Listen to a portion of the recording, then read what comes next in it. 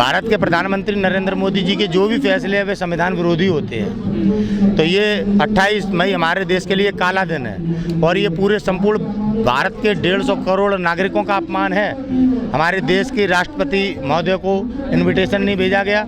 संसद का उद्घाटन आर्टिकल 79 के तहत भारत के राष्ट्रपति महोदय का अधिकार है, ना कि प्रधानमंत्री मोदी जी का। भाई भारतीय जनता पार्टी की जहाँ पर सरकारें चल रही हैं वहाँ पर किस तरह से मुसलमानों को प्रताड़ित किया जा रहा है, दलितों को प्रताड़ित किया जा रहा है, आम नागरिक अपनी आवाज़ नहीं उठा पा रहा, भ्रष्टाचार कितने बड़े पैमाने पे है। कर्नाटक में सरकार जाने का क्या कारण है?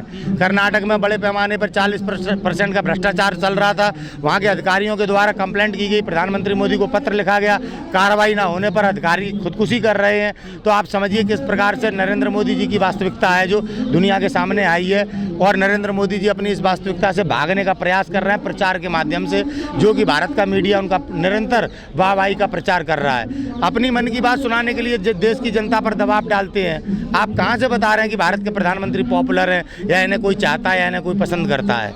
आज हमारे देश में जिस प्रकार से 28 तारीख को संसद का उद्घाटन तानाशाही रवैये में किया जा रहा है, ये भारत की आत्मा पर चोट है। प्रत्येक नागरिक को, प्रत्येक राजनीतिक पार्टी को, प्रत्येक सांसद को और प्रत्येक विधायक को इसका विरोध करना चाहिए। ये आपके अधिकारों पर चोट हो रही है। अगर आज आपने इसका विरोध नहीं किया, आप अगर आज डर गए तो आने वाले समय में आपके सभी अधिकार छिन जाएंगे। जिस तरह से आज भारतीय जनता पार्टी के नेता केवल एक गूंगे सांसद हैं, गूंगे विधायक हैं, वो कुछ बोल नहीं सकते। केवल और केवल पुलिया का भी उद्घाटन है तो वो नरेंद्र मोदी जी कर रहे हैं। किसी का कोई हमारे देश के विकास में हस्तक्षेप नहीं है, ना किसी का कोई योगदान है। जो कुछ कर रहे हैं मोदी जी कर रहे हैं। आज आप देश के नेताओं को ये चिंतन करने की ज़रूरत है कि क्या परिस्थिति है आज भारत के संवैधानिक पदों पर बैठे लोगों की। आज अगर आप डरेंगे तो आने वाले दिन हमारे देश के लिए बड़े दुर्भाग्यपूर्ण होंगे। आज ऐसे माहौल से लड़ने की ज़रूरत है। आपकी नैतिक जिम्मेदारी है, आप लोग बड़े पदों पर हैं। सावरकर जी देश के वे व्यक्ति हैं जिन्होंने अंग्रेजों से माफ़ी मांगी थी। तमाम हमारे देश के क्रांतिकारियों ने अपने देश की आज़ादी के लिए बलिदान दिया। सावरकर जी वे हैं जो अंग्रेजों के सामने जिन्होंने सरेंडर किया। उन्होंने तो काले पानी की जेल काटी थी। भगत सिंह जी ने तो फांसी के फंदे को चूमा, उनके मित्रों ने फांसी के फंदे को चूमा। अशफाकुल्लाह खां पठान और उनके साथियों ने छाती पर गोलियां खाई। तो ये जो डेट चुनी है 28 तारीख, क्या समझते हैं इस डेट को लेकर? दुर्भाग्यपूर्ण है कि भारतीय जनता पार्टी के लोग, आरएसएस के लोग अपनी विचारधारा के तहत भारत के नागरिकों को प्रताड़ित कर रहे हैं और हमारे संविधान के साथ जिस प्रकार की छेड़छाड़ कर रहे हैं, ये दुर्भाग्यपूर्ण है। देश में आज नागरिक डरा हुआ है। देश के नेताओं की चुप्पी के कारण इस तरह से देश पर अत्याचार हो रहा है। समझ में आया? लेकिन मोदी जी तो विदेश गए, 3 देशों को जो यात्रा करके लौटे हैं, डंका बजाया, पूरी दुनिया में पैर छू रहे हैं उनके दूसरे देशों के जो प्रतिनिधि हैं। ये भी दुर्भाग्यपूर्ण है कि किसी देश के राजा को इस तरह से अपमानित करना, कि अपने पैर छुलवाना, ये भारत की ना तो सभ्यता है ना भारत की संस्कृति है। हमारे देश में तमाम राजा रहे, जब राजपाट का शासन चलता था, कभी भी छोटे राजाओं को इस तरीके से अपमानित नहीं किया गया है। ये हमारी परंपराओं के खिलाफ है। नरेंद्र मोदी जी का अहंकार है जो एक दूसरे देश के राष्ट्रपति या प्रधानमंत्री से अपने पैर छुलवाकर वे ये साबित करना चाहते हैं कि मेरा डंका पिट रहा है। वास्तविकता ये है कि ऑस्ट्रेलिया के प्रधानमंत्री जिन्होंने इनका स्वागत किया था, आज उनकी कुर्सी खतरे में, ऑस्ट्रेलिया में उनका विरोध हो रहा है। लेकिन वो तो विश्व गुरु बन रहे हैं ना पूरी दुनिया में भारत को लेकर। भारत, हमारे देश जो है इस समय आर्थिक तौर पर बहुत कमज़ोर हो चुका है। राजनीतिक तौर पर भी हमारा देश इस समय कमज़ोर है। सामाजिक तौर पर भी आज हम देश के नागरिक कमज़ोर हो चुके हैं। ये हमारे देश की स्थिति है। हमारा देश हंगर इंडेक्स में कितना कमज़ोर है। 5 ट्रिलियन अर्थव्यवस्था की बात करते थे और आज हम किस पायदान पर खड़े हुए हैं, कहाँ हम मजबूत हैं। सत्यपाल मलिक जी जो कुछ कह रहे हैं सही कह रहे हैं। सत्यपाल मलिक जी वो कह रहे हैं जो आने वाले दिनों में भारतीय जनता पार्टी करने जा रही है। अगर आज भी जिम्मेदार लोग अपनी जिम्मेदारी नहीं निभाएंगे तो निश्चित तौर पर ये देश गुलाम बनने जा रहा है। गुलाम बन रहा है, मजबूत हो रहा है देश गुलाम बनना है। आप बताइए, राजनीतिक तौर पे देश कमजोर है। आप देखिए सामाजिक तौर पे भी हम कमजोर हैं।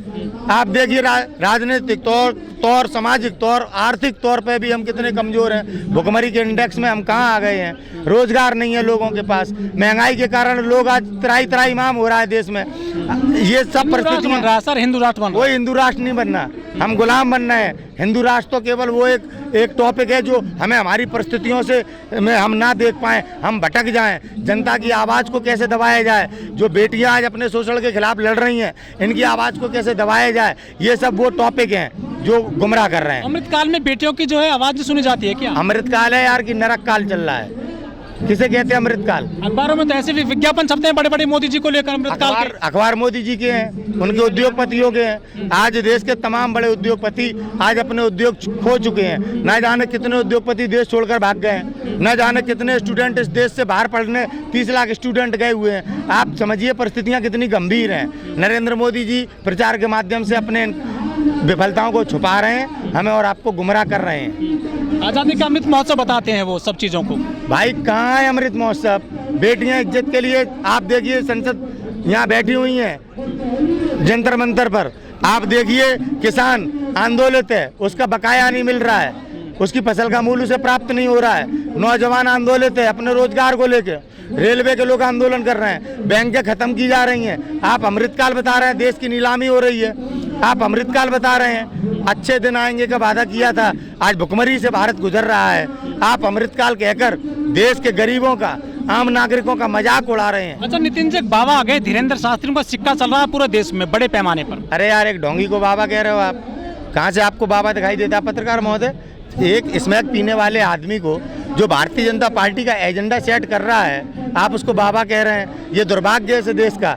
हम सनातनी लोग हैं और हमारे धर्म के साथ किस तरह से खिलवाड़ किया जा रहा है। महंत नरेंद्र गिरी ने ऐसे लोगों की पड़ताल करने के लिए सभी मठों को आदेश दिया था, उनकी हत्या हो गई।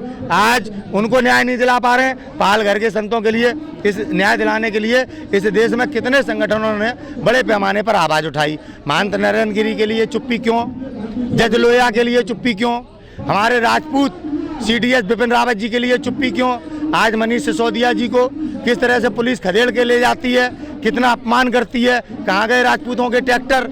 केवल और केवल ब्रजभूषण शरण जैसे अपराधी को बचाने के लिए, भारतीय जनता पार्टी के एजेंडे को सेट करने के लिए करणी सेना, तमाम क्षत्रिय महासभाएं हमारे देश को गुमराह करती हैं। आज ये देश का नागरिक समझ चुका है। हम राजपूतों की जमीन को खिसकाया है RSS ने। हम राजपूतों को किस तरीके से इस भारत में अपमानित किया है इस भारतीय जनता पार्टी ने। आज राजपूत समाज को समझना पड़ेगा और अपने मान सम्मान स्वाभिमान के लिए आज खड़ा होना पड़ेगा, जंतर मंतर पहुंचना पड़ेगा। जो राजपूतों के बड़े बड़े संगठन है, करणी सेना है या शिवसेना है, बजरंग दल है, वो क्यों नहीं आ रहे बेटियों को बचाने के लिए? क्या उनकी बहन बेटी नहीं है ये? आप शिवसेना को ना जोड़े। शिवसेना के साथ भारतीय जनता पार्टी ने कितना बड़ा विश्वासघात किया है। बाला साहब ठाकरे के पीठ पर खंजर भोंका है। शिवसेना को आप इनके साथ नहीं जोड़ सकते। हाँ, रहा करणी सेना का बात कर रहे हैं आप, क्षत्रिय महासभाओं का बात कर रहे हैं, ये सब भारतीय जनता पार्टी के संगठन है।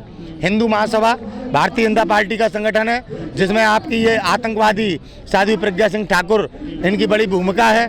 ऐसे लोग संगठन चला रहे हैं, राजपूतों को बदनाम कर रहे हैं। ये भारतीय जनता पार्टी के विंग्स हैं, उनकी ही सब संगठन है। तो क्या वोट पाने के लिए बनाए जाते हैं क्या ये? बिल्कुल। RSS किसके लिए काम करती है? करणी सेना किसके लिए काम कर रही है? आप बताइए। बजरंग दल किसके लिए काम कर रहा है? आप बताइए। सारे राजनीतिक संगठन है, सारे के सारे।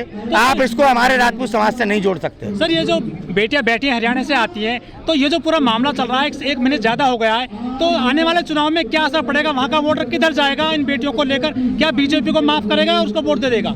देखिए, हरियाणा की बेटियां बैठी हैं, हरियाणा का मान सम्मान स्वाभिमान बैठा हुआ है यहाँ पे। आज भी अगर हरियाणा की बेटियों को, आज भी अगर हरियाणा की जनता ने अपनी बेटियों के लिए मतदान नहीं करा, तो इससे बड़ा दुर्भाग्यपूर्ण दिन नहीं हो सकता हरियाणा के लिए। तो खाप याद रखेंगे इस पूरा आंदोलन को? बिल्कुल। खापों के जो पंच होते हैं, उनके सिर पे पगड़ी बांधता है समाज। तो अगर आज वो अपनी पगड़ी नहीं बचाएंगे, ये बेटियां किसकी बेटी हैं?